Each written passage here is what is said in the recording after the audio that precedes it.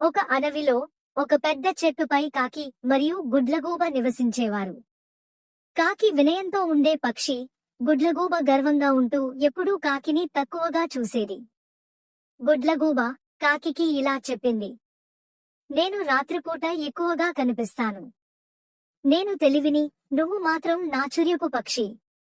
కాకి సైలెంట్ గా సమాధానం ఇచ్చింది: ప్రతి పక్షికి తగిన విలువ ఉంటుంది. రోజు మంత్రగాడు అడవిలోకి వచ్చి పక్షులను పట్టుకునే పనిలో పడ్డాడు.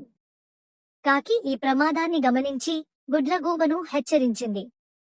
గుడ్లగూబకు, మంత్రగాడు ఇక్కడే ఉంది. మనం తప్పిపోవాలి. గుడ్లగూబ గర్వంతో, నాకు ఎలాంటి భయం లేదు. మంత్రగాడు గుడ్లగూబను పట్టుకుని తీసుకెళ్లాడు. గుడ్లగూబ చిలిపిగా అంగీకరించి, కాకి తన బుద్ధి మరచిపోయింది. పొగరును వదిలి వినయం ఉంటేనే జ్ఞానం చెల్లుతుంది. నీతి: గర్వం నాశనానికి, వినయం కాపాడుతుంది.